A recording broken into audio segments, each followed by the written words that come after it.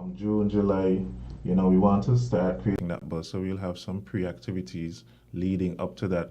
We really want it to be an occasion where persons or nationals from St. Kitts and Nevis that are in the diaspora look at it and say, hey, you know what? I need to be home for the 40th. There's something, I could feel that even from in the diaspora, I feel like, there's a real spirit of patriotism there, and I really want to be a part of it. That's what we want to do. Definitely. I mean, it is in September, so I do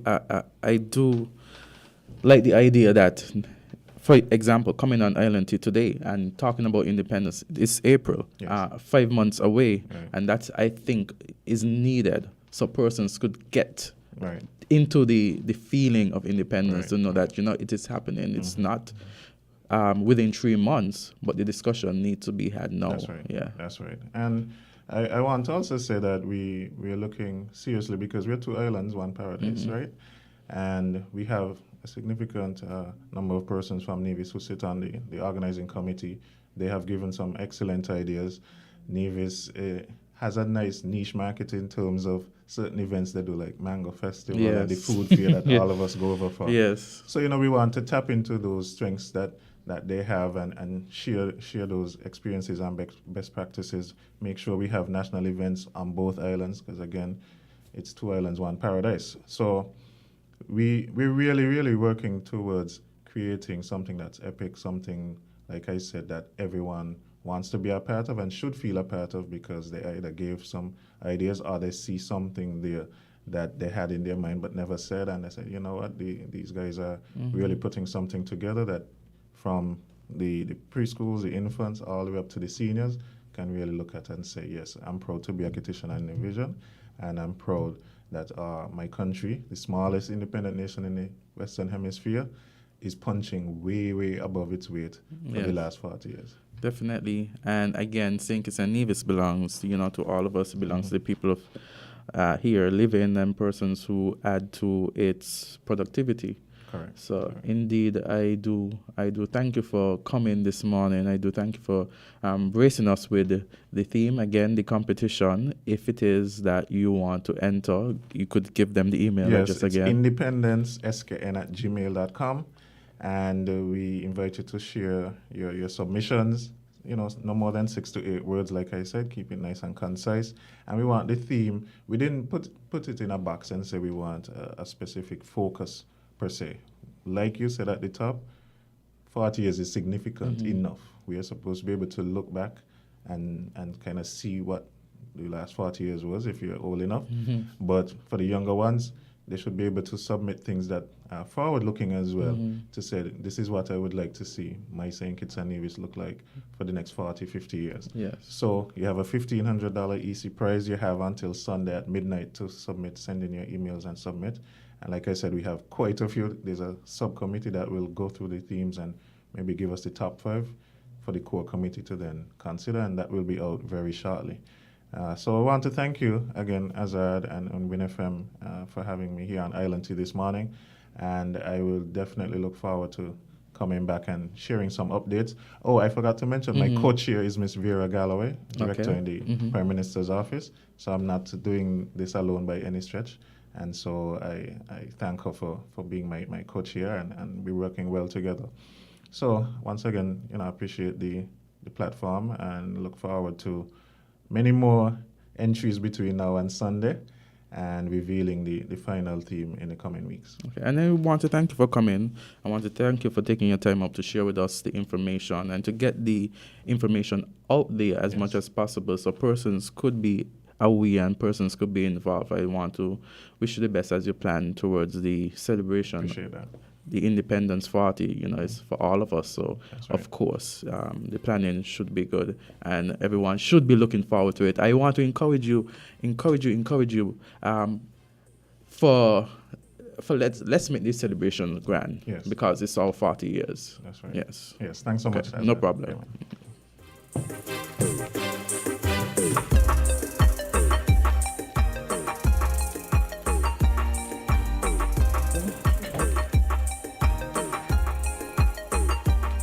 Hey, that was Cabinet Secretary Marcus Natta talking about the 40th anniversary celebrations of independence for 2023.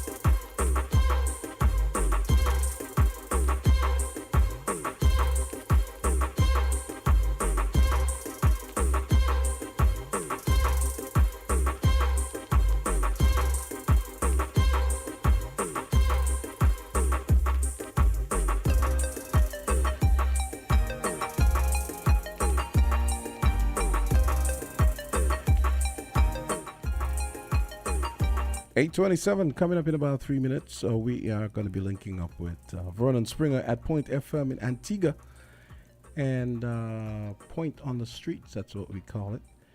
And AZ, what's on your mind? Yes, I am just thinking about the independence. I'm thinking about our 40th anniversary of independence. How are you feeling towards Independence 40, Jamster?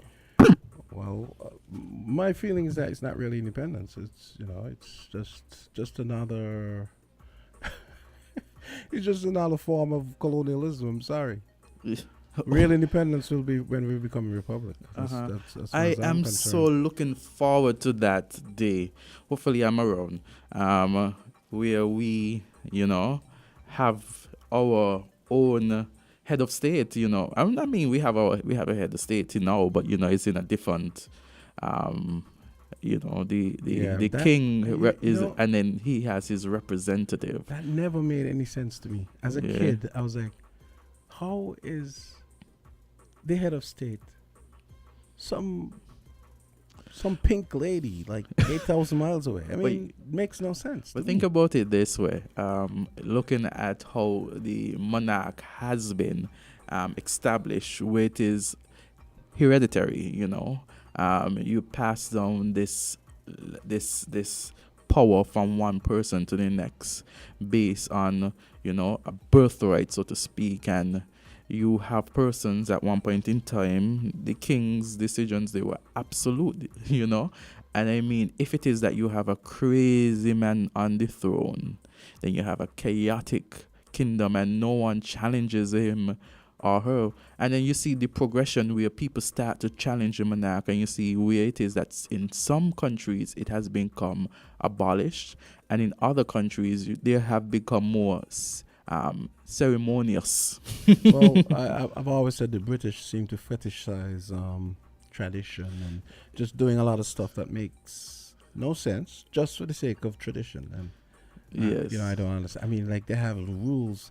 They have these really anal retentive rules. For example, I was reading that Harry, they're going to be seated 10. They're going to be seated for the coronation next month. They're going to be seated 10 rows. All of that. All of that. I must admit, I look at these and I look at the British and I say, it's very hierarchical. Yeah. And I mean, for me looking at it, I find some sort of interest. But it's from that's how they operate. You understand? And I mean, I feel that that is more of their way rather than their way being on us for us to carry on that. We should be able to. And who really surprised me? The Bajans, because I've always seen the Bajans as in a sense more British than the British, but they've really surprised me in the way they've just kind of bucked that perception I had. I mean they appointed Rihanna a national hero. I mean, when she's alive, yes, and in her still 30s, very young. And I'm really so in a sense I'm seeing some flashes of progressivism from the Bajans when it comes to self-realization and so on that I wasn't expecting. I mean, because I always like to say they're more British than the British, but I can't really say that now. I mean, take for example, we have. Do you know, for example, Jamaica? Jamaica's apparently there are a lot of rules about who becomes a national hero, right? A lot of them are based on decorum and stuff like that. Jamaica, It's very similar. yeah. The rules are very similar to ours apparently because imagine Bob Marley is not a national hero, and then one of the things I heard a Jamaican told me was one of the things that is the rub for them is the fact that he had all his children out of wedlock, and then it makes me wonder what the reasons are why Kim Collins isn't a national hero. You know, so there's a lot. There's a lot to unpack in terms of self-realization and all of that stuff. Yeah, definitely. I mean, it is a discussion for us to have, you know, and to see where we're going in terms of where we want St. and Nevis, how we want to develop, because St. and Nevis belongs to all of us. Okay, and apparently Antigua and Barbuda too, because we're ready to start. Here we go. We're on the point. Point on the streets. Vernon Springer in Antigua, St. John's. What's up? Okay, I guess he's getting his opening commercials and so on going. But I guess we can talk in the meantime. Yes. When he's ready, he's going to start talking. But Vernon, we're here. When you're ready, just start talking. We're monitoring you. So, yeah, so I was saying, you know, Vernon, you're there. Yeah, go ahead. Morning, Jamster. Morning, Azard. Morning. Welcome to the Digital Crossroads link. Hey, what's up? Point on the street. Yes. West Island Tea. Good morning, Azard. How are you? Good morning. I'm good. How are you doing? I'm great. Awesome. So, What's happening in your neck of the woods? Well, here in St. Kitts and Nevis, we have Open Agricultural Day today. Is the fair, you know. This is where I can remember being a small child in primary school, and You're still small. but no longer a child. Yes, I go to primary school, and you know, going to the fair. So that is happening today, and also we had just now the cabinet secretary and one of the co-chair of the Independence 40 Celebration Committee discussing the plans and the theme towards our 40th year of independence this year. St. Kitts is making the big 40, you know. So those are some of the things that are happening. We recognize that within St. Kitts and Nevis too, they have the elections, the cricket elections for the St. Kitts Cricket Association is this evening. You know, we've had a team come here this week and basically campaign on what they want to see done. We have the Peter Jenkins Leadership program having a lecture this afternoon at the CFBC college, and it's all about, you know, geopolitics and those kind of things. So it is a very interesting week so far. How has it been in Antigua and Barbuda? Let me just give you an idea in terms of what is happening in Antigua and Barbuda, and so you will be able to understand the magnitude. The Vice Chancellor of the University of the West Indies, Sir Hilary Beckles, has congratulated the Antigua and Barbuda government for investing in the University of the West Indies Five Island campus, as it forms part of the university's strategic plan to address issues of access for people in the OECS countries. Now, this statement came out while he was delivering his report on the academic year from 2021 to 2022 to the UE Council on Wednesday. So Hillary noted that the people of the OECS had a lower rate of attendance to territory level institutions than other citizens in countries with a university campus. For many decades, it has been argued that the university was underperforming in the sub-region of the Caribbean known as the OECS. The OECS states found themselves with the lowest rate of enrollment among young people in higher education in the region. So to date, the OECS themselves, in the circumstances where the economies were experiencing anemic growth, the OECS found themselves lagging in the economic development. So according to the Chancellor, the campus is off to a magnificent start, as he congratulated the government for living up to its promise to invest in the university. You would know, Azad. Yes. It's been dubbed the OECS University. And he also expressed the university's pleasure when the government was able to secure funding from the Saudi Arabia funds of US 80 million to invest in the expansion of the University of the West Indies Five Island campus. So the high praise, as you know, the University of the West Indies Five Island campus, they would have started their tour. They were in St. Kitts and Nevis. They went to St. Vincent. They traveled around, trying to be able to make sure that, they sell the university in a very big way. So that's a big major achievement for the government of Antigua and Barbuda on that end. Yes. Of course, before Jams to go in, I forget to tell you, tomorrow is Reduce VAT Day. So citizens of St. Kitts and Nevis and those businesses that have registered are going and they're going to get the Reduce VAT Day. It was initially for the 21st, but after some feedback, some push, and some further ideas, it was pushed a week ahead, a week further. Because I think that was best. And we're going to have our Reduced VAT Day tomorrow. Yeah, so we're talking about 5%, just 5% VAT. The other things that we wanted to mention, of course, we had Diplomatic Week this week where a bunch of SKN diplomats converged on home, St. Kitts Nevis, and they had a conference, and of course it was chaired by the Minister of Foreign Affairs, Denzel Douglas. And of course we have Labor Day celebrations on Monday. So tomorrow we actually put together a nice panel tomorrow to discuss labor and employment rights and relations tomorrow with yes, tomorrow is supposed to be an awesome day, and I'm glad you mentioned that, Jamster, the Labor Day celebrations, because oftentimes when we think about the Labor Day celebration, it has become so politicized, where for me, there seems to be no separation between the Labour Party and the Labour Trade Union.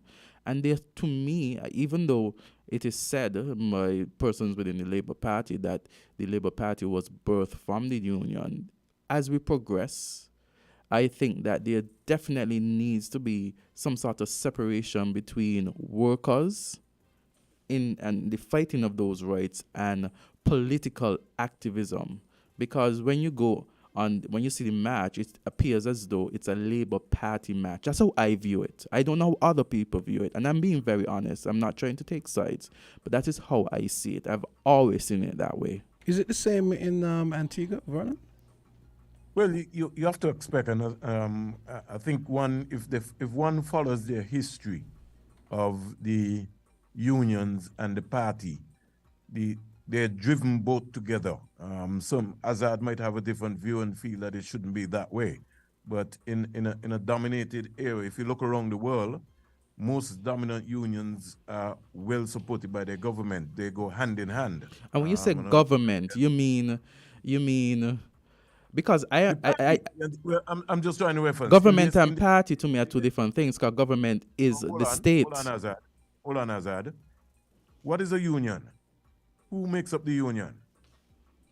The union is made up of persons, union, right? Persons, Right. citizens. Mm-hmm. Right. So there are people that will be aligned to the union, that would be aligned to a party, whether it's the People's Action Movement, whether it is the Nevis Reformation Party, whether it is the Antigua and Barbuda. And I'm not Party. disputing that. In fact, I Right. never said otherwise to that. I never said that ought not to be. But I'm saying in St. Kitts and Nevis, the perception is that everybody who's a part of the trade union or everybody who's a part of the union seem to be active supporters of the St. Kitts Nevis Labour Party. That is my perception, and I'm sure that's a common perception on the ground.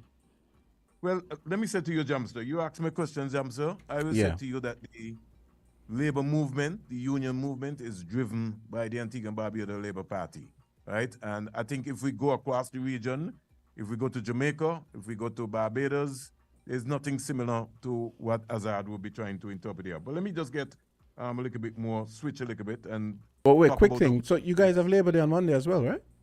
Yes, we do. Okay. So I know Easter some coming up on Sunday. Okay. There's also a big jam. There's also a big concert after. Red Hot Flames will be on the road. So it is almost like a party-like atmosphere in Antigua and Barbuda. Let me just go to something a little bit more serious, Jamster, and it has to do with a forecast for the Eastern Caribbean islands have been seeing record amounts of sargassum seaweed in their first quarter of 2023, a period that is normally relatively free of the seaweed. The level of sargassum arriving now is already severe and is not expected to let up in the coming weeks. There's still twice as much as 202% visible of the Atlantic at this time seen last year.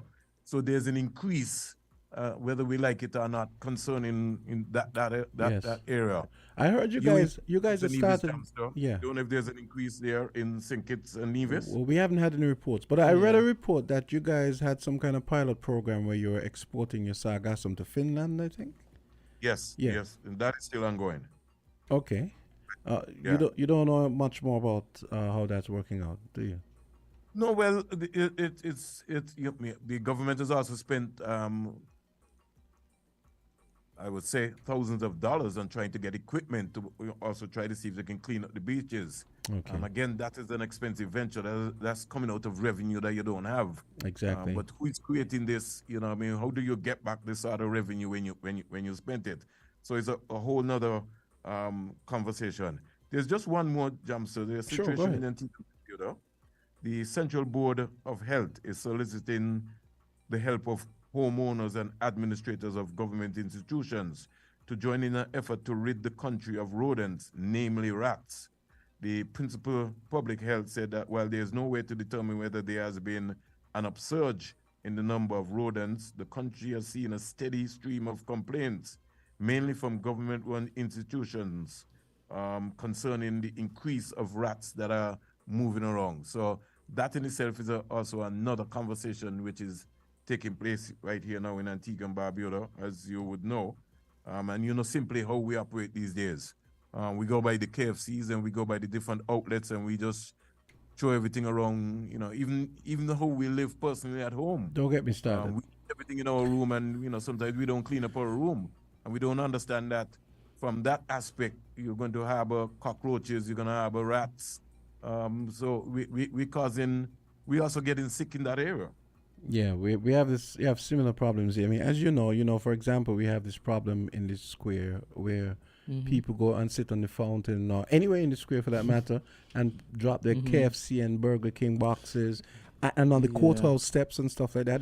They've actually had to erect barricades at the courthouse to keep Pinder from sleeping up on the thing and stop people from going there to eat. I think it's better in the square now. I think it's. They actually had a cleanup last. Yeah. Oh, they had a cleanup of the square. They had a cleanup. They did some tree cutting as well as in the square. Yeah. So we've had such a fun time. So Vernon, tell me, how is it in Antigua for Labor Day? Well, before I go to Labor Day, Azard, and these are critical issues that I'm talking about here that I want you to hear about so you understand what's happening. No problem. All issues are critical, yes. Yeah, I know. But just standpoint. Nurses employed by the government are unhappy with the pace of negotiations by the government negotiating team, as well as working conditions at many of the health institutions.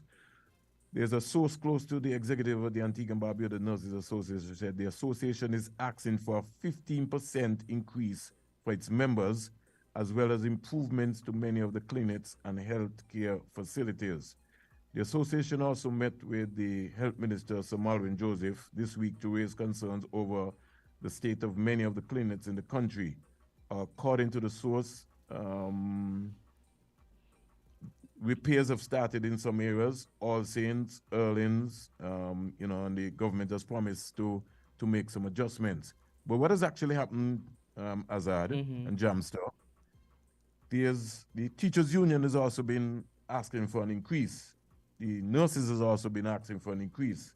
And the Prime Minister of Antigua and Barbuda has said that the demands of these increases can plunge the economy into a crisis, especially coming out of COVID.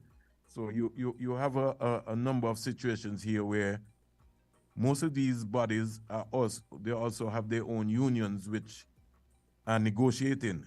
And sometimes when you look at the reality of what is happening, as you heard, they want 15%, nurses, teachers need another XYZ% there, and the government is saying, well, listen, at this point in time, with a population of 100,000, we really can't meet the demands in terms of what's happening. So coming out of COVID, Azard and Jamster, you would realize that for small island states like Antigua and Barbuda, St. Kitts and Nevis, and Barbados, St. Vincent, St. Lucia, the demands that we are seeing being meted out by some of these unions and some of these folks sometimes unrealistic. Yes, cost of living is going up, but if the governments are to force themselves into a situation by coming up to try to meet some of these demands, a lot of people would be laid off. Maybe you'll find some crises happening. But it's ongoing discussions that we could monitor for the next couple of months. Speaking of which, the panel we have tomorrow, we're going to have a member from the police union, the teachers union, and the trades and labor union. We're going to have Stanley Franks, as well as Michelle Leibert. She's an employment and labor professional. Yeah, so...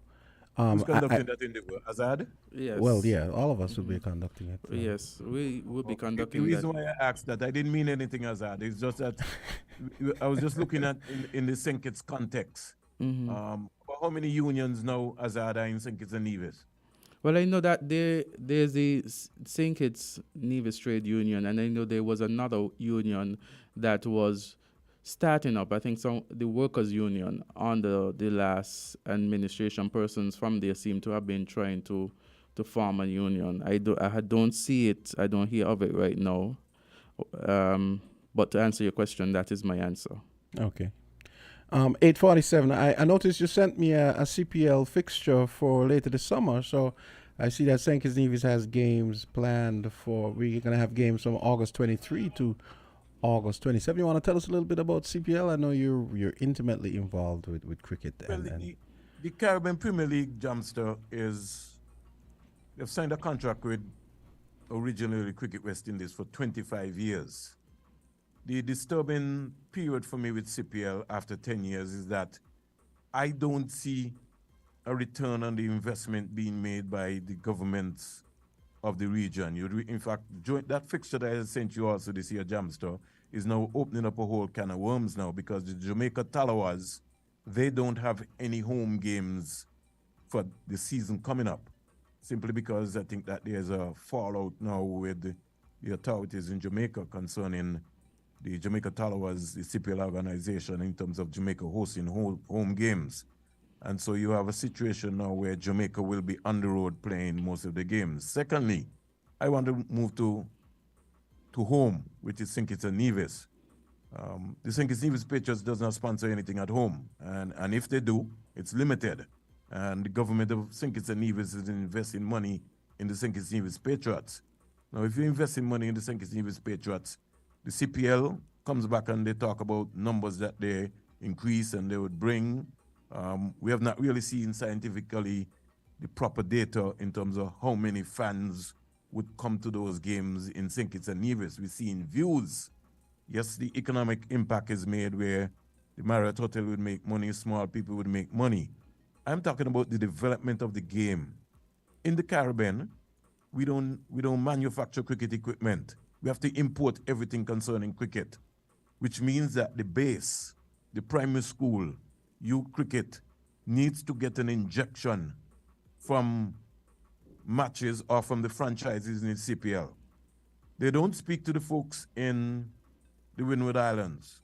So St. Lucia Zooks is in St. Lucia, but there's not a conversation that is taking place with the Windward Islands Cricket Board. In Barbados, there's a disconnect with the owners of the Barbados Pride. In Trinidad, there's also a disconnect where there's no communication at all with the Trinidad and Tobago Cricket Board. So if this is supposed to be a West Indies project where it is the only established T20 tournament where you play to get selected to represent the West Indies, then there needs to be a communication line taking place in St. Kitts, for example, where the St. Kitts Nevis Patriots owners, you meet with government, but there are two associations in St. Kitts and Nevis, one in Nevis and one in St. Kitts. A conversation needs to be taking place in terms of how can we help the game at the youth level, be it for boys and girls, because it's an expensive venture. And I'm not saying that you have to give cash, Azard and Jamster. I'm saying you have to be in a position where you can provide technical support, whether it be coaching, you can organize camps, you can also get cricket equipment for the primary schools for both boys and girls.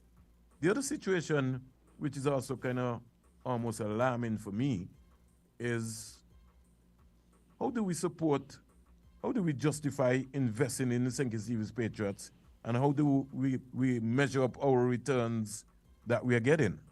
You know, when you look to the region in terms of what is happening, I'm very much concerned about some of these strategies and some of my points which I point out there. It's good for young players. As you recognize right now, we have a cool and smooth T20 tournament taking place in Antigua and Barbuda, where that is allowed players from St. Kitts, Michael Louis playing right here. You have players from Grenada, you have players from Barbados, you have players from as far as Australia, you have players from Scotland who are all playing in the Cool and Smooth T20 tournament, the 10th edition. But that's an avenue which is almost like provided. Outside of that, I think most of the young players who are aspiring to be, whether it be a DJ Bravo or whatever, I don't think they have an avenue where they can be able to execute their skills. But Vernon, you know, you actually touched on some of the issues the presidential candidate for the St. Kitts Cricket Association, Calvin James, touched on Tuesday and Wednesday. He talked about the dearth of development cricket, like in, you know, primary schools. He talked about the fact that there's no cricket league. He said there's only 3 teams now, down from, I think he said it used to be 12. And he also, and I should tell you, yesterday we had Peter Jenkins here. When he was leaving, he actually said to them, why is it we've never had, for example, an international cricket coach come here the same way that we have international coaches coming for football and even basketball and other sports. And Mr. James pointed out that this is something that he has been complaining about for years, which is why he stepped up to run for president. So you talked about a lot of the things that seem to be on the forefront of the minds of the new team running for the St. Kitts Cricket Association presidency. I'm going to say something, Jamster. I'm going to say something to you and Azard. Yes. It is the will of the people, you know, because sometimes when you look at how divided St. Kitts and Nevis is, sometimes when it comes in terms of the aspect of sports, it's kind of alarming.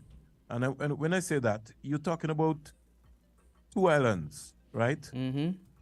The competition between St. Kitts and Nevis, if you were supposed to organize a cricket league outside of the both associations, whenever leagues are organized, you have players from St. Kitts who go to Nevis, you have players from Nevis who come down to St. Kitts.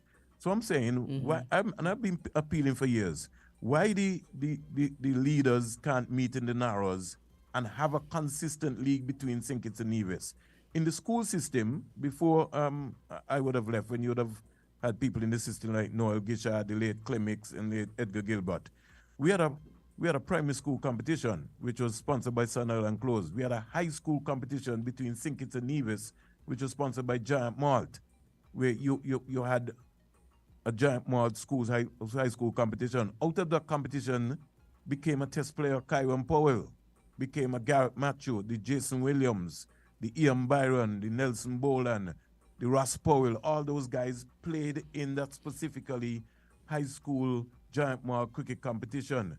The same thing where Berridge Hole Trophy, that was a feature that was sponsored by TDC between St. Kitts and Nevis. That has produced some of the most exciting young cricketers that would have come out. That was a tournament which has just gone off the boil.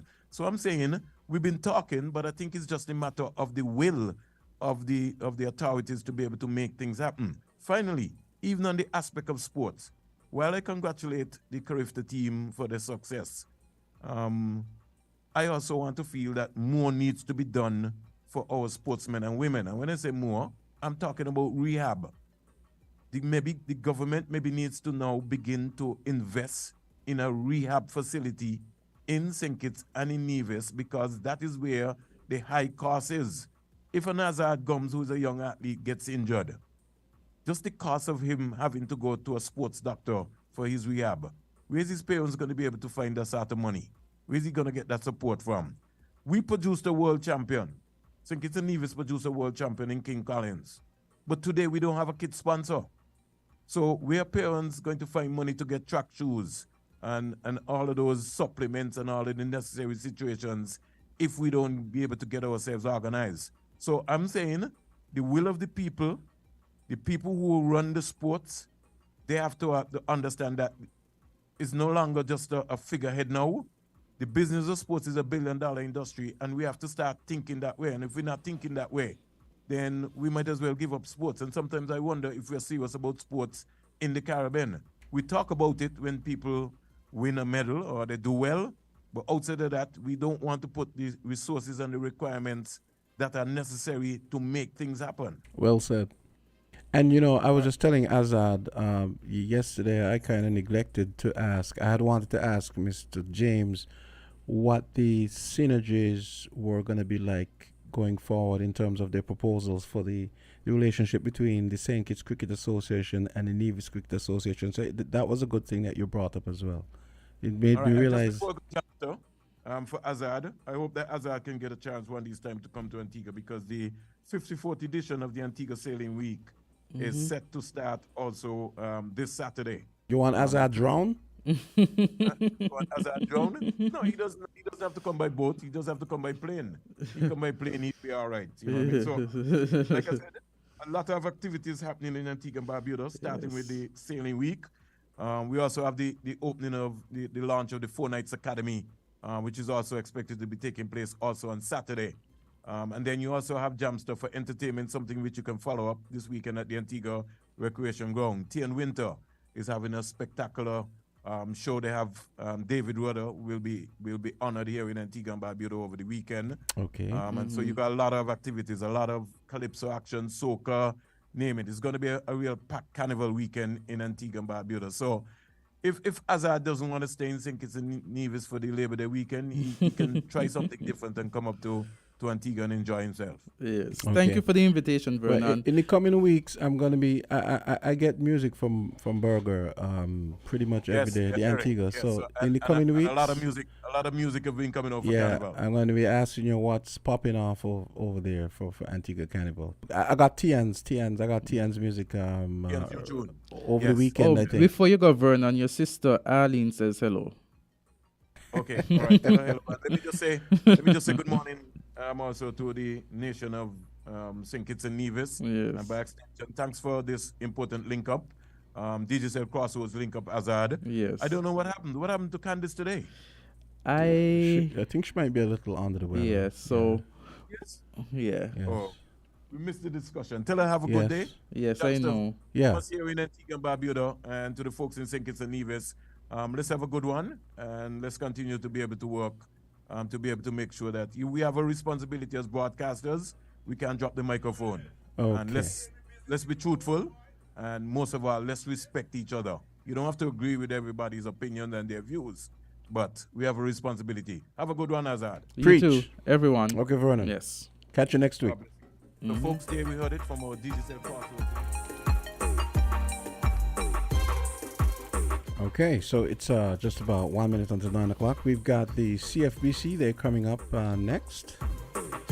And we're going to be having a little chat with the CFBC, Dr. Neil, and some other operatives from Bryant College.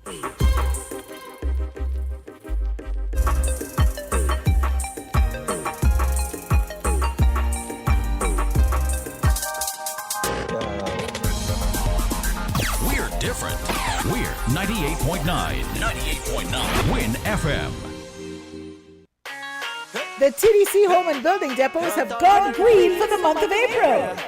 We're giving our customers 20% in savings on all eco-friendly products. Shop during Earth Week, April 17th to 22nd with your green bag and claim your green bonus with an extra 5% off the items that fit inside. Then on Earth Day, April the 22nd, it's no plastic bag day. Bring along your own green bag, shop as you please, and enjoy the savings. Live the green life with the TDC Home and Building Depots, everyone's favorite retail stores. Terms and conditions apply. See stores for details. Music's finest artists converge in Bastille from June 22nd to June 24th for the 25th hosting of the St. Kitts Music Festival. Hitting the festival main stage will be Skillybang, Chronix, Coffee, Byron Messiah, Anthony B, Governor, Romaine Virgo, TJ, Valiant. Them boy don't got no bodies. Grand Masters, Collision Band, Small X Band, New Vibes Band International, Mr. Bagdal, Akayu Sweet, Preedy, Guess the Band, Ricardo Drew, Patrice Roberts, Skinny Fabulous, Nyla Blackman, Erica Edwards, 313 Family, Gramps Morgan, Nitra B, Ear Supply, Dexter Daps, and Burner Boy.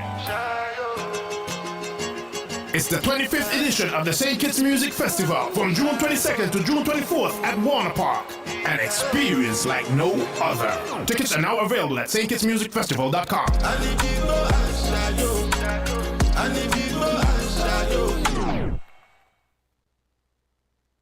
You ever hear Earthquake call and say, "Hello, Miss Lee, yes, it's me, Earthquake, I come in Tuesday around 10? No, sir. Earthquake does arrive unannounced, and when it come, it shake all sense and sensibility out of we.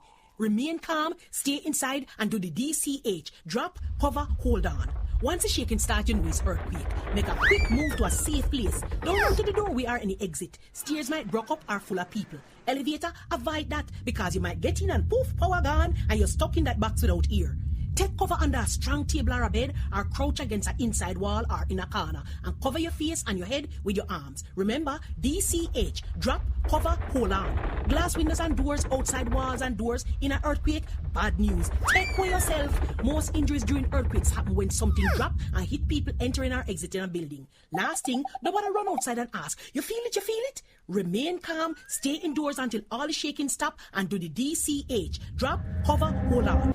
This message is sponsored by the Australian Government, AusAid, and produced by NEMA in collaboration with WINFM.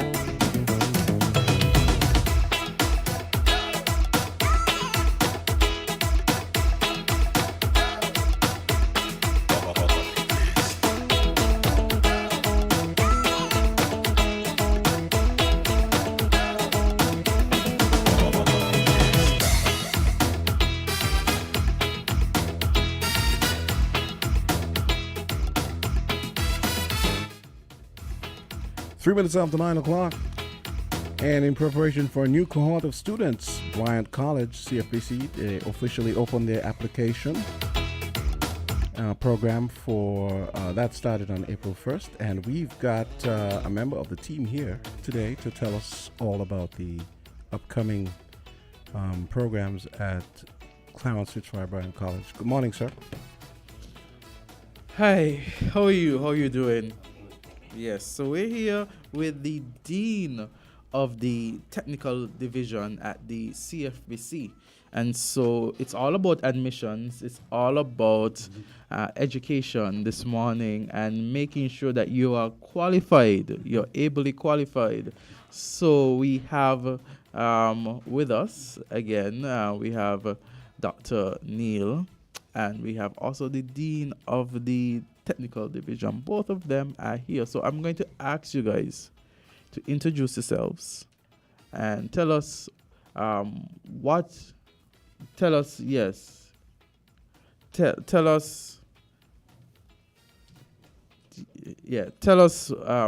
why you're here. I mean, we've already preluded to it already, but you know, it's better to come from the horse's mouth, so to speak. All right, pleasant good morning to all of our CFBC family and to, of course, WinFM and Island T for hosting us this morning here.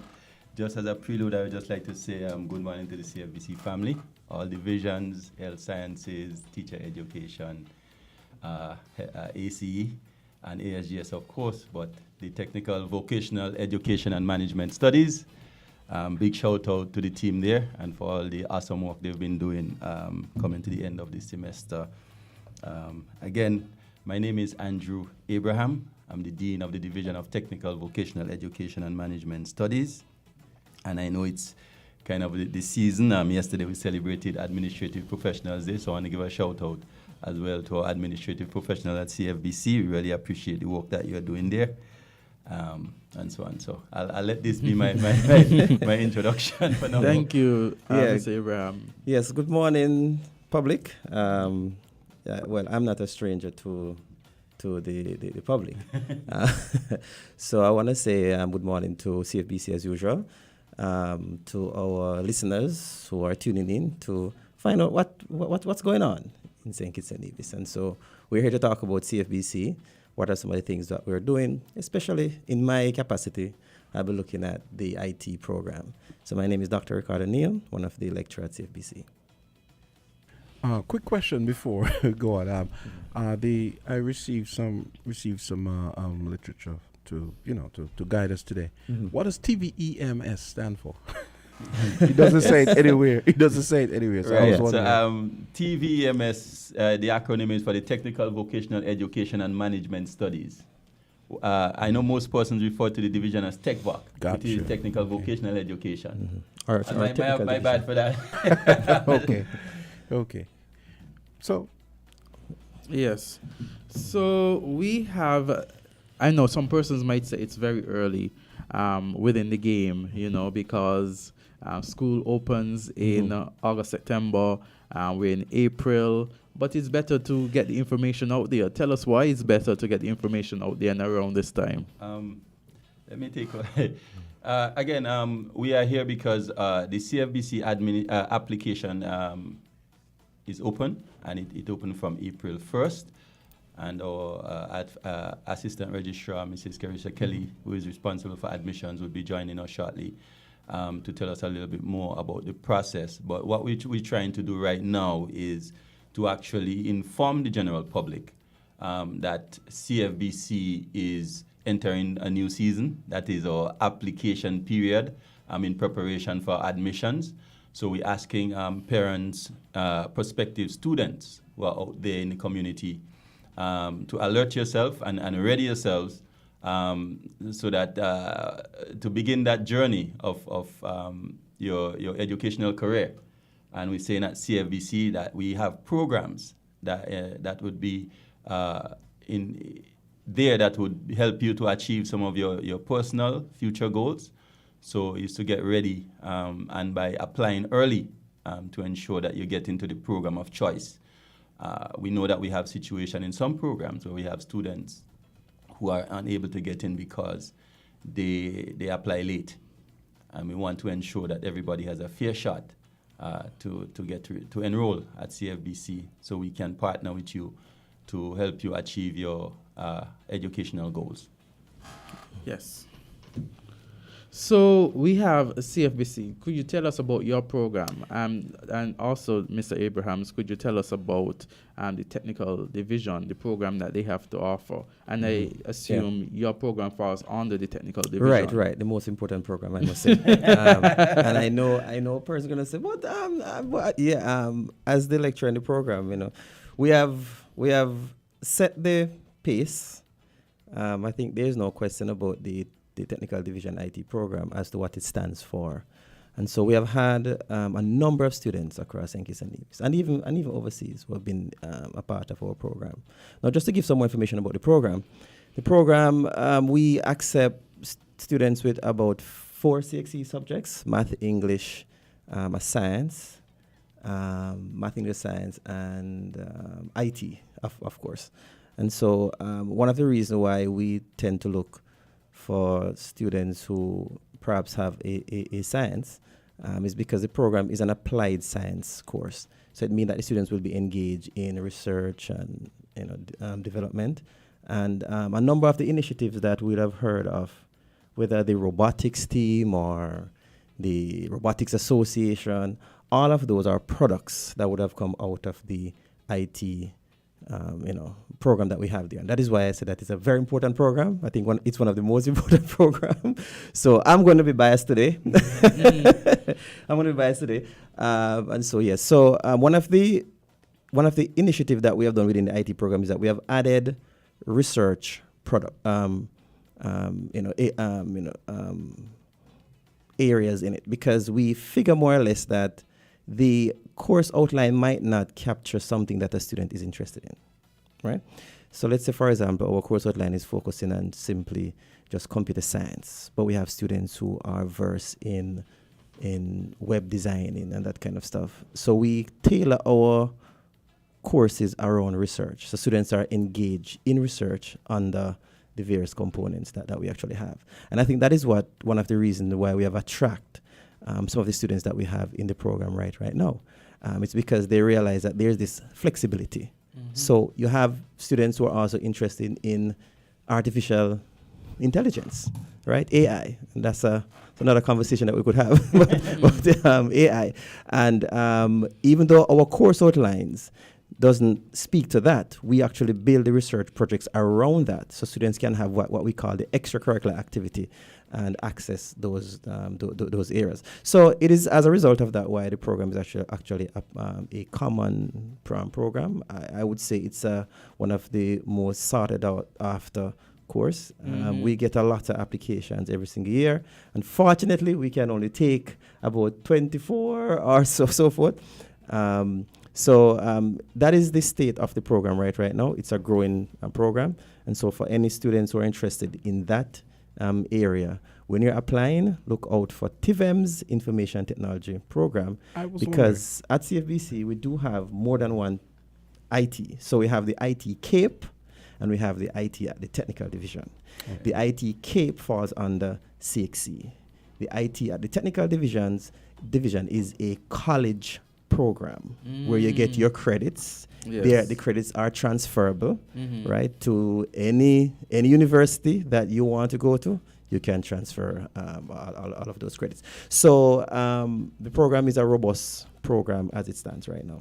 I was wondering, have you been able to for anyone who's been following Let's Talk IT, that's a show we used to have here with FM, would know that you have had great success with your robotics program. I mean, against international teams and so on. Have you been able to leverage that into, let's say, more funding for that program as part of the college program?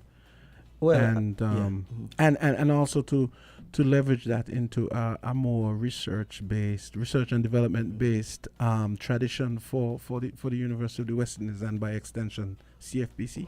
Well, that's a very good question. We are the robotics team falls under the St. Kitts and Nevis Robotics Association. So we have formed an association that takes control of research and takes control of the team whenever the team actually travels. In terms of funding, we're always looking for funding. So if there's any corporation listening, the Robotics Association now is looking for funding.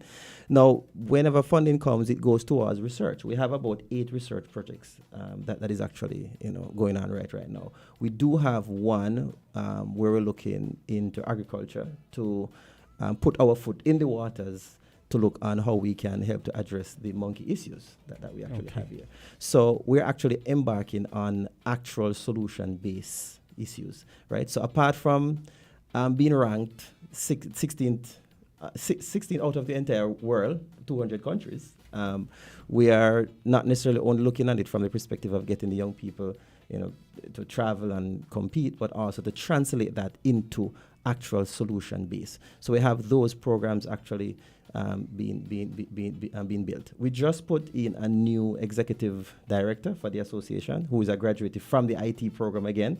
So all of the persons who are active within the association and within the team, they're actually members who would have graduated or they are out of the TIVEM's IT program. So that is something that we're actually proud of, because I think it is a success when you can have a program showing itself in terms of producing an association, producing research, things that you can look at, also allow students to actually compete against 200 countries against the world on an annual basis.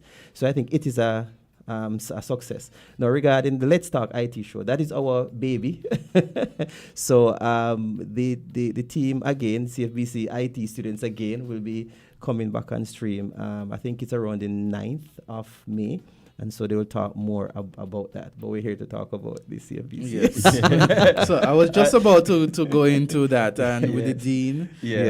And what are some of the other programs offered? Right. So I know how Dr. Neil gets passionate about IT and one of the reasons he's here. I think Jamso encouraged him too. So that's why. So he took questions. Yeah, he took advantage of that. But that's our love in what we're doing here.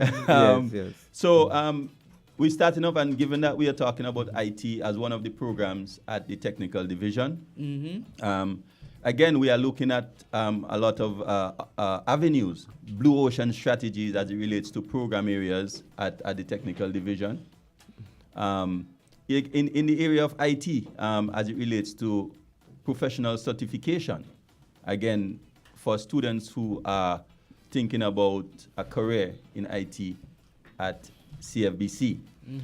To speak specifically about the other programs, we talk about agricultural studies. We have 3 tracks: agriculture study, agriculture technology, and agriculture science.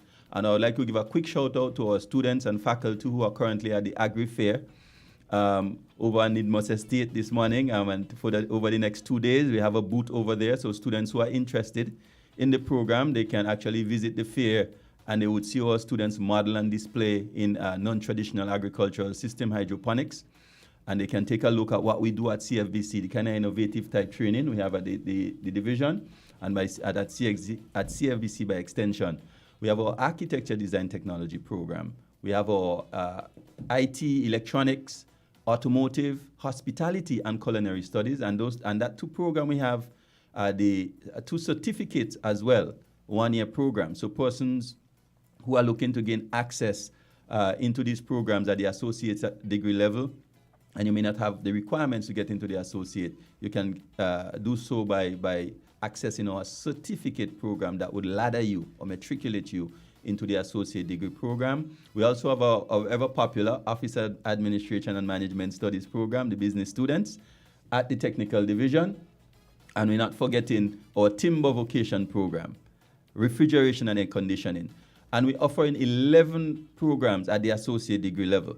So for persons who are looking to advance their career or actually looking towards colleges and university, they can access programs at the technical division to do so. And we are encouraging them to take the opportunity right now, as we say that the application period is open. And I see our colleague here, Mrs. Carissa Kelly, who joined us. Yes. And she is the assistant registrar of the CFBC. So, Mrs. Kelly, could you tell us about the admissions and the applications for students who are interested? Oh, sure. So our application period will have opened on the April 1st, and it's going to close on July 31st. That's the end of the early application period. And then, of course, a late application period will follow until August 31st. So if you are interested in applying to the Clarence Fitzroy Bryan College, and I'm really hoping that you are, you just have to go to the college's website, that's cfbc.edu.kn, and then you will complete the online application. Now, sometimes persons often ask, so can I come to the college to sign up? No, you can't. It's electronic. So you complete the online application, and then, of course, you submit your supporting documents. So I'm really excited, and I'm inviting every and anyone to apply. Yes. And we're not forgetting that we are taking full advantage of the fact that you do not have to pay to come to CFBC, so please take that opportunity. I am going to, I wonder how many persons are going to take advantage of that and look at the admission, so no one has any excuse to say that. Can you repeat that, please? Because actually, I had forgotten that. So please repeat it. Yes, so I would say that persons who are interested in applying to the Clarence Fitzroy Bryan College, whether it is our programs, of course, at the technical division, we are saying that there are other programs at CFBC that you might be interested in. So please go there and apply, because it is free. You come to the college and you do not have to pay any fees. Of course, we have external exam fees that you would find out about, but I do not want to make that a hidden fee, but it is external to CFBC. But to come to the college, citizens of the Federation of St. Kitts and Nevis, it's free. It is free. So definitely take advantage of it and try to further yourself in whatever aspects you need to. Yes. So we have spoken about Could you tell us some of the programs available and the courses? I know that the Dean of TechVac, you indicated the courses. Could you indicate some of what would be required of the students to enter some of these areas? Thank you very much for that question, because all our programs have different entry requirements. We accept students at the technical division based on programs. So for example, our architecture program, the students who are looking in that area, whether it's in the field, you want to become a structural engineer, or you want to become a mechanical engineer, or you probably want to be an architect, civil engineering, we require you to have English and math, also physics, technical drawing. Those are required courses to get into the program. So you would have the courses that I've just mentioned with a total of 4 subjects, or you could have more, of course, to get in. Our agriculture studies program, we're asking students who have a minimum of 4 subjects, and in some cases we ask students who have math and English. So on our college website, it do have the entry requirements for these programs, but I'll be specific about some, because I know some there are varying requirements to get in. And Dr. Neil did refer to the IT program, that our students our prospective students would require to have English, math, information technology, and a science subject. All right? Now, office administration and management studies, you're required to have 4 subjects, but only English is required. Okay? Any 4 subjects. And for example, hospitality and culinary studies, again, 4 subjects, but English is required to get into the associate degree program. Now, for the certificate program, you could have 2 subjects or industry experience to get into the program. We also have another entry requirement that persons out there need to be aware of. That is mature students. Yes. Students over the age of 25. Your work experience and your age would get you into CFBC in one of our programs. And you do not have to have subjects, but we will require you to do something like a short portfolio. So at least you could present it to admissions, but you do not require some of the subjects that I just mentioned. And it's across all programs. And it's a CARICOM initiative where you have the CARICOM class, where students who are mature entry, students who are the age of 25 and over, they can access tertiary level education by not having the traditional, I would say, CXC subjects, 4, 5, or whatever the requirements for the program are. Now we have a timber program where we also have students who are interested in that program, any 4 subjects: automotive, refrigeration and air conditioning, electrical and electronics.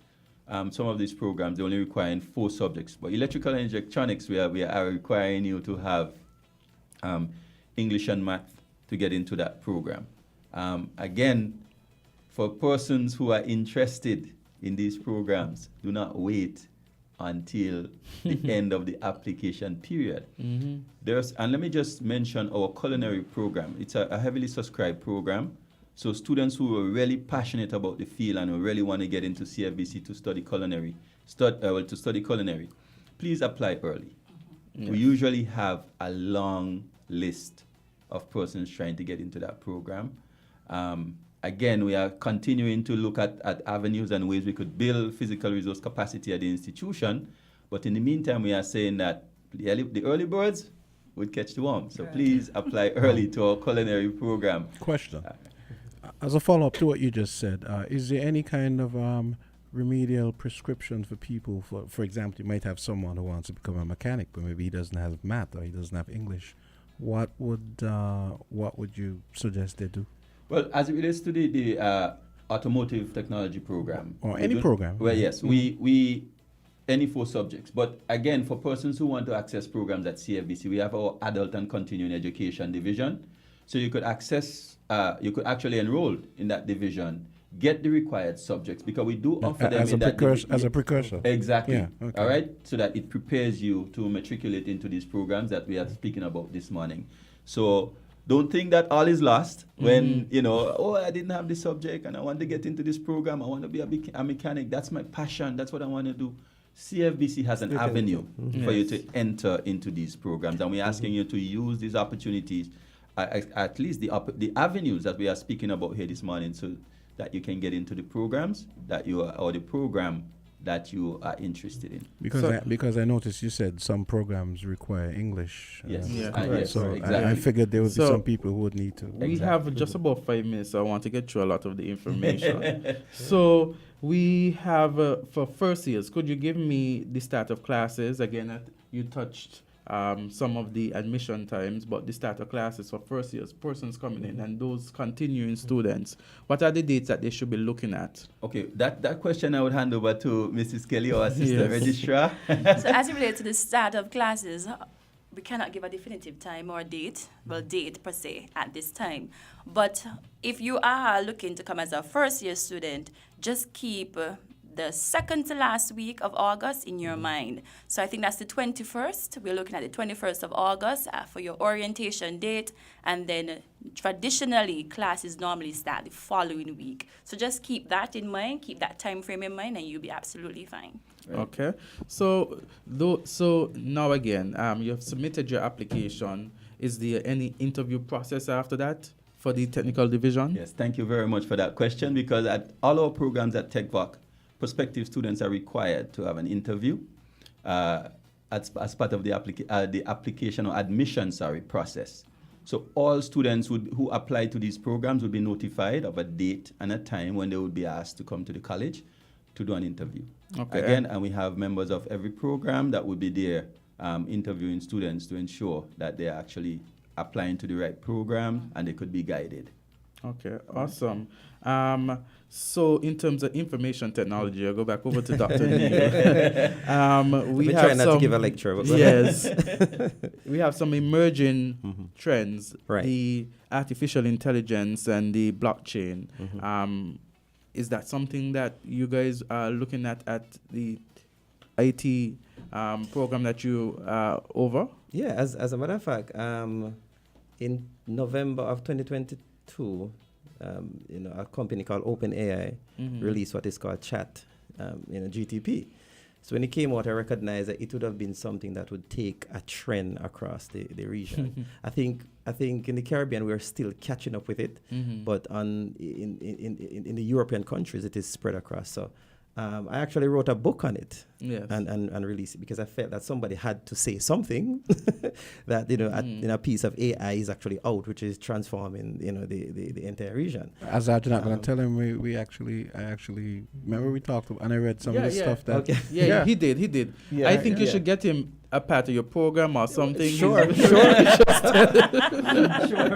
Yeah, so the IT program is tend to be on the cutting edge. So we observe everything that is actually going on. Anything that has technology in it, even the dispute that is going on between Ukraine and Russia, the fact that they're using drones in it, we're actually looking on everything that is actually happening. So the program tend to pay attention to these things. When it comes down to Chat and GTP or any AI, some of the universities across the European countries, they have different perspective on what they think it's supposed to be or how it's supposed to be used. And so that is where the conversation is right now. So the IT program is paying key attention to these things and also writing material regarding this. So if you want to find the material, just type my name in Amazon and you'll see it. Awesome. So you have the certification and you go to CFEC. Yes. Could you tell persons based on some of the programs, and some of them might be self-explanatory, but some of the programs, what could they see themselves doing as a result of having that level of education? Well, the thing about our programs, persons have a wide variety of career pathways that they can access as a result of training that they would have received at CFBC and certification. So I would just speak to, for example, IT. You could go into computer science programming. You could go to information system, whether it be developing databases, websites. You could go into networking, software engineering. Architecture, like I said earlier, you go into civil engineering. You could become an architect. You could be go into construction management. For programs such as agriculture studies, where we have 3 tracks, and we're encouraging persons out there to really apply to the agriculture program. Technology, science, again, to study the science of the way we do agriculture in the traditional form, in the non-traditional form.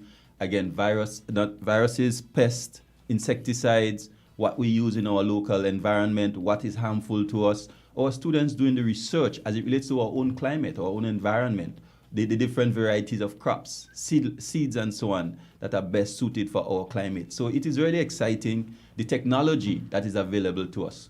New and old technology. Agriculture is from day one, as we say, and our students who are accessing these programs can become extension officers, research scientists, and they can branch off into other fields simply because agriculture is a science, just the same way as you have pre-med, biology, chemistry, and so on, that they can go into these different areas. Automotive technology, again, it's an area where we see the sector is growing, constantly growing, so the opportunities for employment is there. So persons may want to be, a gas engine mechanic. Persons may just want to be specialized in a particular brand of vehicle. So the opportunities are there. Air conditioning and refrigeration, again, you could become a sales specialist, or you could become a service technician, work for a company, or even go into entrepreneurship, where you could also start your own businesses. And that's one of the things we do at the technical division. Again, we do what we call a triple bubble. You can actually prepare to matriculate into colleges and university, start your own business, or seek employment in our local market. But we're not staying here in St. Kitts alone. We actually want to actually have our talent go out throughout the region or throughout the world. And let me make a big shout out to Shalicia Glassford, who is over in Australia. And that's a proud TVET graduate who is working there. She was working at a Park Hyatt here. And that talent went international. So persons who are looking at TVET programs, especially hospitality and culinary studies, we have the programs that will give you the foundation or the launching pad, as I would say, to get to wherever you want to go. So if you're listening in Australia down under, Shalicia, good morning from SKN to you. Yes, and that's such a good highlight. We have final words because we have another guest. One last question. Yes. What's the role at present at Bryan College? What's our role? The role, R-O-L-L. Okay, so I'm the assistant registrar over admissions. The number of students. The enrollment. Yeah, enrollment. In semester one, we're talking about, I think it's 1,200 students were present at the CFBC in semester one. Okay. And that's first year and second year combined. And we are by student numbers, also the largest division at the college. Technical division. Yes. Yeah, we have over 500 students enrolled at the technical division right now. So we are growing. And Awesome. we are hoping to grow even much bigger. Yes. So could you just, as we wrap up, give the website, give the information that they could log on to complete the application? Again, it's electronic, as you said. So once again, the application can be accessed via the college's website, cfbc.edu.kn. We also have 2 useful videos online via YouTube. You can visit our channel, CFBC TV. There's no space. Even though this program is designated to TVEMS, I want to indicate that our application period is open for all programs. So whether you want to go to teacher ed, health sciences, AC, but that is our adult and continuing education. And I just want to put a little snippet here and put a push.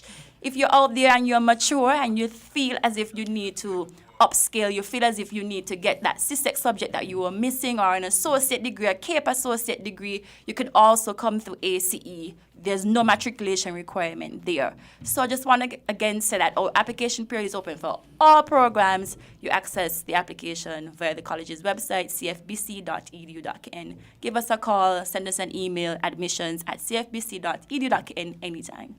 Thank you so much. And we're going to take a short break. We'll get back to you as we invite our another guest. Thank you. Thank you. Can I get a photo, please? Yeah.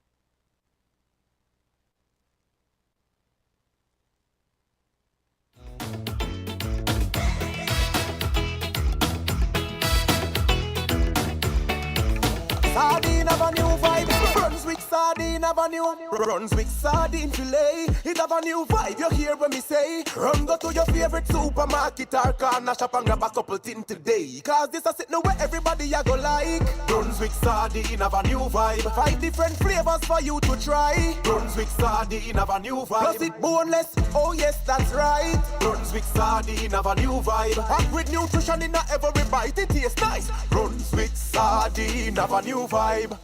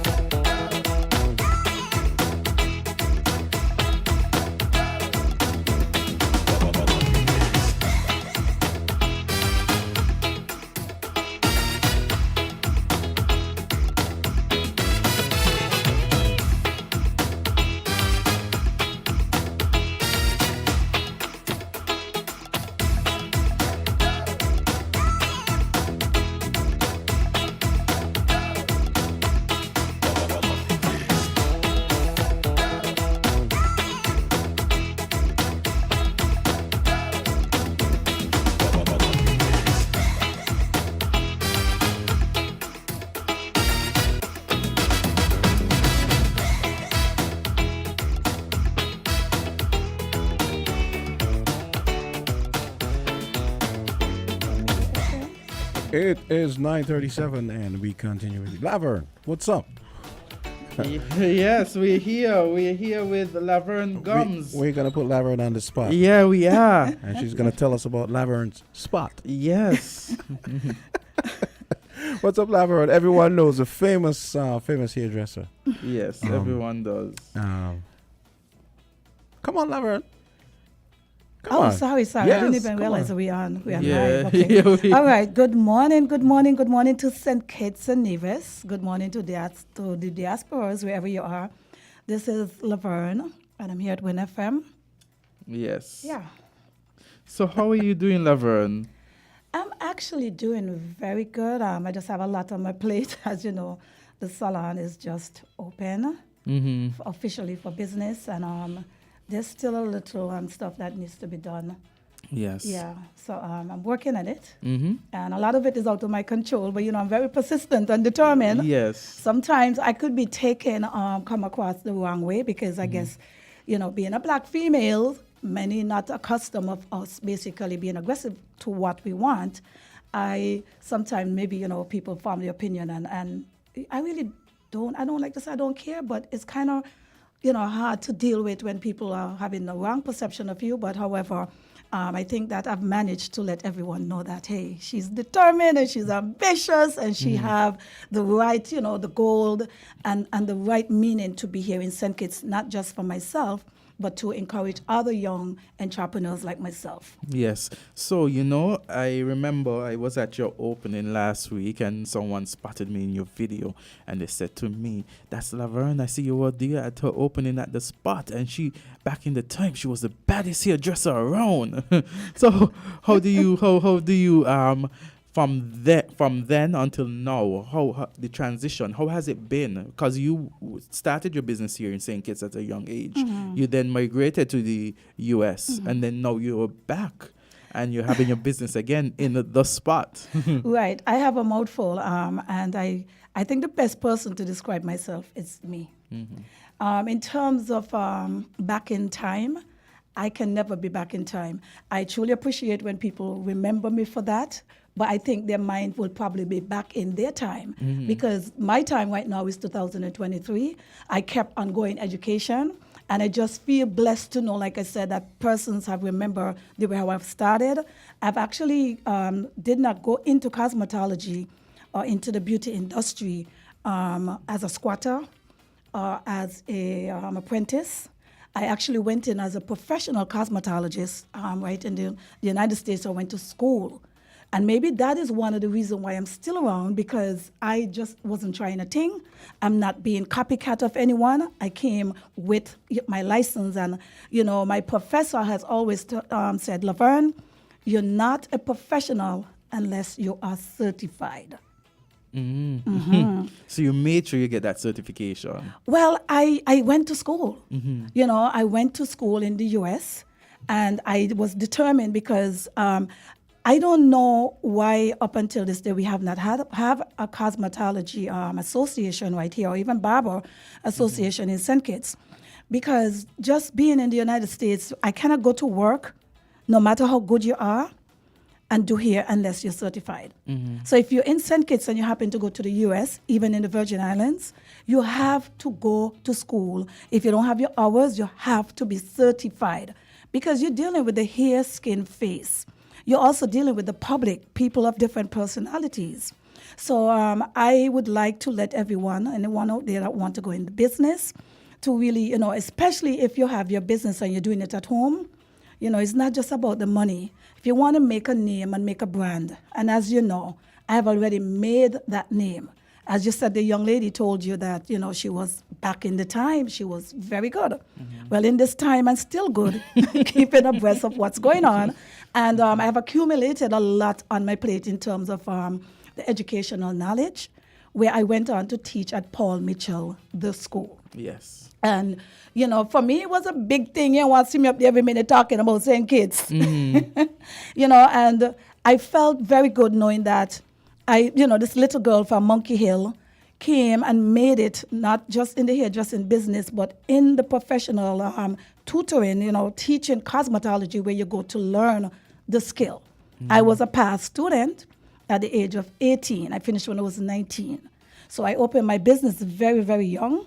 And that's another thing, too. I mean, I opened the business very young. But what I've learned over the years, Azard, mm-hmm. it took me a while before I recognized that having just your talent that turn into skills is not enough anymore in these times. Mm-hmm. You need to have business management. You need to understand customer service. You need to understand the importance of work ethics. So being in the beauty field or the skilled, whether you're carpenter or plumber, or anything to do in the technician department, it is very important to establish, where you see yourself in there, where you want to grow, where you're going to be respected. And we should treat our business just like when you're going to any establishments. Yes.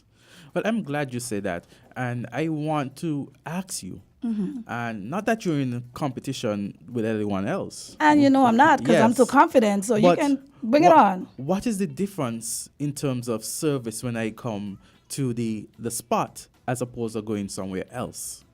Well, I would say this. I was interviewed with Adi Atley in St. Thomas, Virgin Islands, and he was pushing all the time, and he said, when you go to Laverne, she do men hair, it's not a barbershop, it's a salon. Yes. So coming to the spot, Azard, you are going to be greeted with beautiful young ladies, mm-hmm. and of course, with the greatest personality.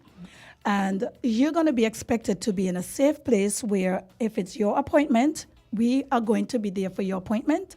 You don't have to be calling and wondering where we are, unless it's an emergency and something happened beyond our control. But when you come, you're going to feel just right. You're going to feel comfortable. We're going to bring you in that space, whether it's an hour, for you to feel your total best. One of the things in coming to the spot by Laverne is going to be about you. I am not the celebrity. My customer is the celebrity. So when you come in, it's all about you. In order to make you feel good, I am not going to tell Azard, you're the deputy chairman of the People's Action Movement, right? Yes. Okay, and I'm going to say this because St. Kitts is small and I know that. Yes. Why would I be asking you anything about that when you did not come there for that? Mm-hmm. So I'm just giving you an example. So if you're coming to do a service for your feet, for your hair, we're going to surround the conversation pertaining to what you come to get done. So it's all about service and professionalism and just making you feel your best. That sounds good. And some of for males out there, because they are females, and when they hear salon, they're thinking more female. So I'm glad you mentioned that you have services for men as well. So could you tell us some of the prices and some of the haircuts for men that you offer? Okay, good. In terms of the services for men, I feel very blessed to know as a female, I really want to dare to be different and change the game. I've always done barbering. It's just that when I was in St. Kitts at the time, we all think, especially in the smaller island, that when you go to a salon, it's just for females, and when you go to a barbershop, it's for men. So when it comes to the barbering part, I offer haircut just like any other barber, but the difference is, just be mindful, I am certified and licensed in the states of America, right? So I just got to make sure push that. And as a cosmetologist, my certification carry hair, skin, face. So barbering basically has to do with the shears, has to do with the machines, and it's people think is a man thing just because they think it's always short cuts. But there's men with long hair too. Yes. It's not every man gonna come and have a buzz cut. Yes. So that is where your scissor technique comes in and understanding the head shapes and everything. So we offer men haircut for both men, women, and children. Mm-hmm. We offer beard trim. And I'm very talented when it comes to shaving. What was that name you just said? Beard trim. Oh, beard trim. Beard trim. when I Huh? when I spoke to Lavon before, right, Lavi, and we were having a conversation, and she started looking at my head, and she started like examining the shape of my head, and she said, we offer these services and all this. I said, you know what? I've never had a haircut where it is that persons are explaining to me the shape of my head, the angles. So I said, you know what? My birthday is coming up.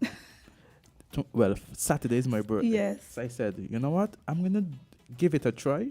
I'm going to see how it is to go to Lavi to have my hair trim. And Lavi, I formally trained. Yes, I trained, certified. Yeah. So I said international. Yes. Remember that. So I said I am going there, and I usually cut my hair, so it has grown up a bit, and I've been looking a bit to me, kind of not where I want to be, but I said I'm going to wait. So tomorrow I have to go for my appointment, and so I just said that because it's the excitement, I didn't even know barbering went that deep. Yes. She started looking at the shape of my head and everything, and I was like, oh, this is interesting. I've never had the science behind it, you know what I mean? Yeah. So I said, I have to try out this. And while you're talking about that, let me explain to the audience out there. Over the years, like I said, we just have barber, people think that you just go and sit down and you just talk, or the beauty salon, the woman is just pure gossiping and whatever. But, I feel like in any establishment, it depends on the person, and we offer leadership. Yes. And once you're about leadership and want to be positive, I personally feel very good to know that we are able to bring a wide range of variety of ethnicities to the business. In terms of your hair, Azard, what has happened over the years? Like I said, I wanted to go in the educational field because I was getting really bored in doing my hair business because I felt like I was limited. When people describe Laverne here in St. Kitts, they said, "Oh, she could cut." So they just limit me and just say she can cut. Yes. But what they were seeing was more than a cut, because in order to see that cut, it has to go from the shampoo bowl. It comes right up before you see that finishing. You understand? So I just basically feel blessed to know that you was able to see where I was coming from. So coming in terms of the barbering and the difference with a cosmetologist, but I'm licensed in both cosmetologist and barbering because I like to be different. Like I would like to know that I go beyond. I feel like I shouldn't be limited. So when a customer come to cut their hair by me, whether it's a male or female, the first thing that I get connected with is the customer. Yes. So when you come now, I get connected with you. My customer is seated. The mirror belongs to the customer, not me. You hear what I just said? The mirror belongs to the customer. She knows to sell this, eh? Yes. It's more than selling, it's education, but thank you. Yes. I'm a walk up in there and just walk up with the mirror. I say, hi, Laverne, and just walk up with the mirror. And by the time you finish, right, you're not even going to walk up with the mirror because you're going to forget the mirror by the time you finish. Yes. You know? So when you sit there, the reason why I'm saying that chair that you sit in is a hydraulic chair or a barber chair. It turns around, it spins. Here we'll do the terms hydraulic chair. Right. Yes. So when you sit, I'm going to be to the back of you. I know back in the days, people would turn your head there, they're coming around in front of you, spinning you all over the place, taking a mirror to see how it look. No. You're going to sit straight in the mirror, and I am going to establish, once I establish exactly the length and what you want, what services, or maybe what I can advise you with, I am now going to look at your head shape. So if I'm behind there now, the mirror is you. In my mind, the first thing when you come here, I am not just looking at the style.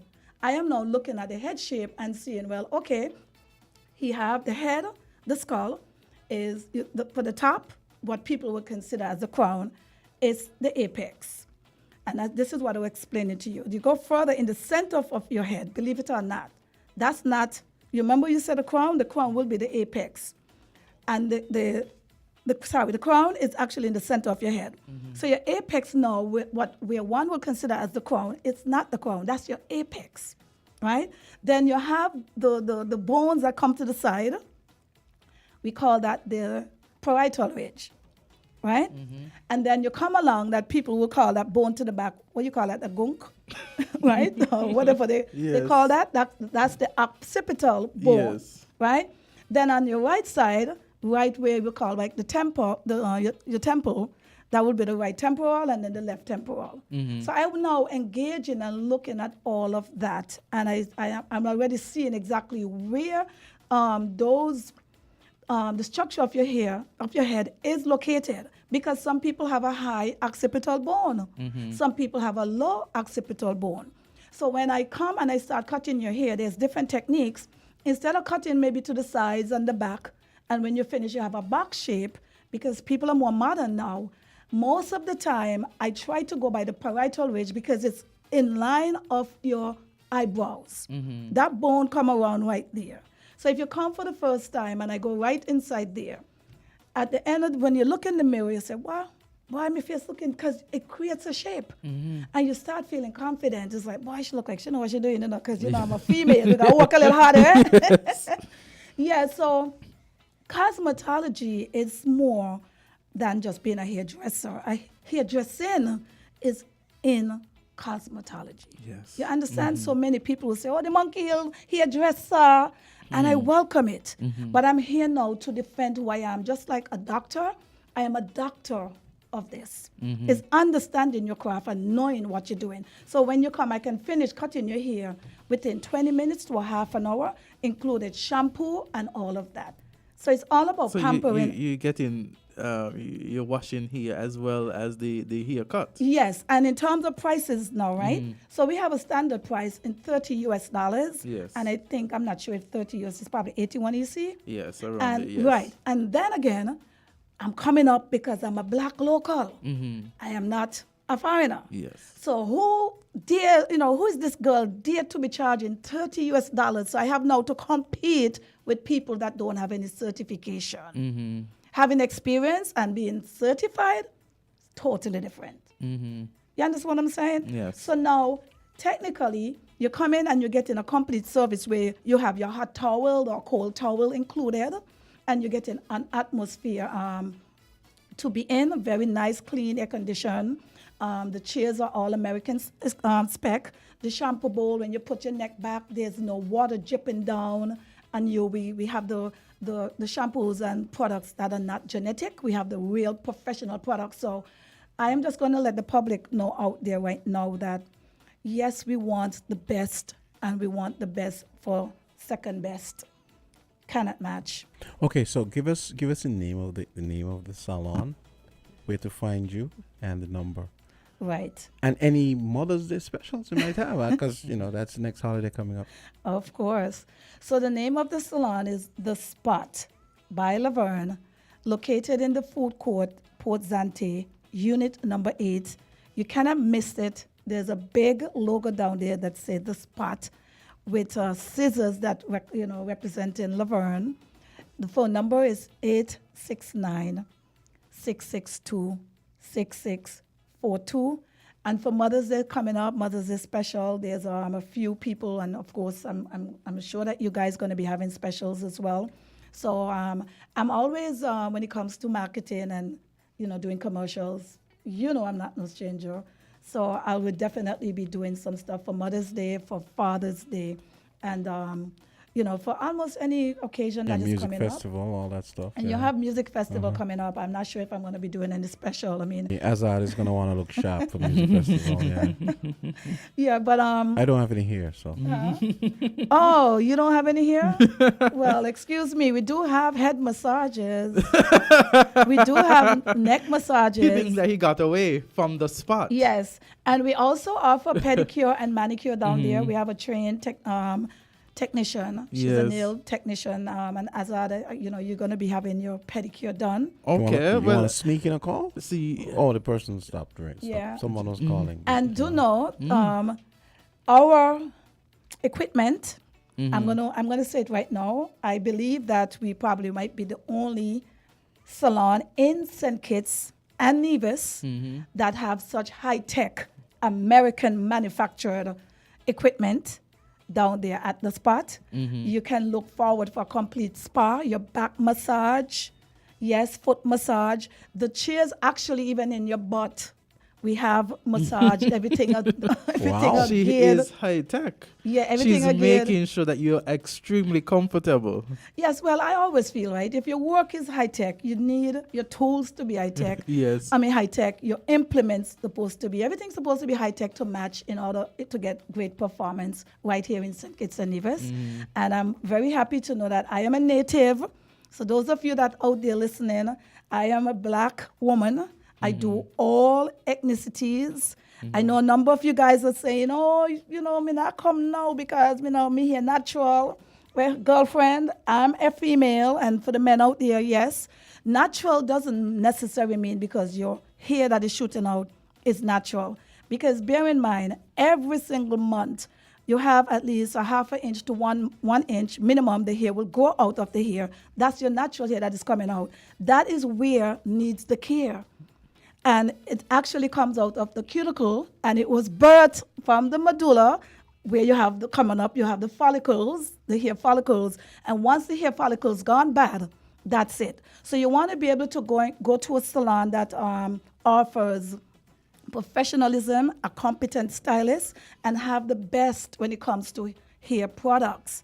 There's a lot of sulfate and alcohol and different stuff that are in these off-the-shelf, products that is not good enough for black hair. I am not telling anyone to stop using what they're using, but when you want a different feel and understand the texture of your hair and maintain that texture, it is very important to know the products that you're putting in, right? So for the hair, what makes the hair healthy, you have to protect the cortex. So the cuticle, if you touch your head, Azard, that what you're feeling right there when you press it, that's the cuticle.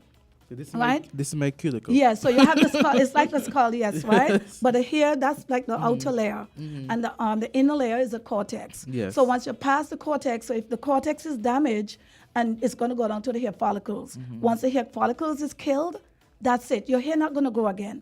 And there's some people will come and say, Laverne, was that what happened to you? Or you just cut your hair? What? The hair follicles. You say you have no hair. She says if your hair follicles is damaged, you have no hair again. No, I started going bald here early. Well, and that is what happened. It's not 20 just also. So I just started. When I was in college, I just started cutting it all off. Right, and thank you for that. Because Jamster, we grow up and thinking, well, okay, as you said, when I was in college and when I was 20 is very young to go bald. And a lot of it, man too, because it's the same cuticle, the cortex, the follicles, we all make up in some ways the same, right? Yes. It's just like we have a different, you know what I mean? Yeah. Right. So in terms of that, a lot of men also suffer alopecia. And once the hair follicles are gone, they're not going to get any hair.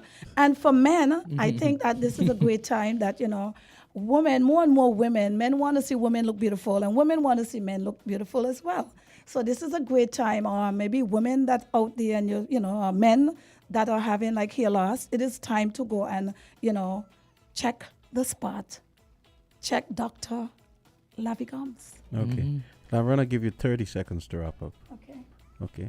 Give the name of the place again, and then let's go.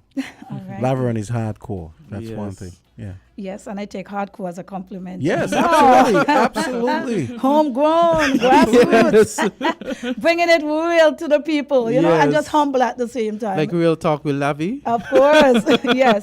So my good people out there, as you know, this is lovely, lavish Lavi. You will know me on social media on the Real Talk. Yes. And many people know that I bring the truth. I'm not perfect, but I try my best to just be for good citizens of St. Kitts and Nevis. I am down in St. Kitts, people. And I know many people saying, oh, she back. I don't think that I'm back where I am from. So the spot is, basically, it was my dream to always want to know that I am excelling in whatever I do. The spot for me is only the beginning, because my whole thing, I believe I want to have a beauty school. Yes. And I'm hoping that we will, someone will get us to get some resources, help us with some funding so we can help our local people. Otherwise, foreigners going to come in and just take over, and a lot of them cannot understand all different textures here. The spot is located, once again, in Port Zante in the food court, directly in the food court. And when you come down to the spot, we have parking, and the spot is open 7 days a week. Yes, Azard. We open on Sundays. For now, we're seeing how it goes to make sure that people can come and get a chance to see what's going on at the spot. The phone number is 662-6642. If you're overseas, it's 1-869-662-6642. And also, we offer, like I said, we do all hair textures. And I just want the men to know that when you think of the spot, when you think of Laverne, I don't consider myself just as a barber, but I am a technician when it comes to hair, no matter what gender, no matter what hair type. Sounds good. Yes. And with that, we conclude this day's version Yes. of Island Tea. And Laveran just blew up the spot, so Yes. In all kinds of ways. Yes. Thank you Okay, so much, Laveran. guys. Thank you so and much. Hope you have a great day. Thank you to everyone who came today. I think Okay. we had a very full cast from 8 to 10. We've had guests telling you. every half an hour. We got Spin Cycle next, and we're going to be back with you guys tomorrow on Island Tea. Laveran, mwah.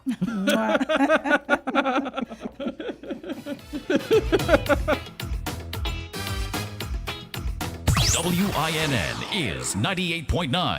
98.9 is Win FM. Hey kids, drink healthy. Reduce sugar, chubby.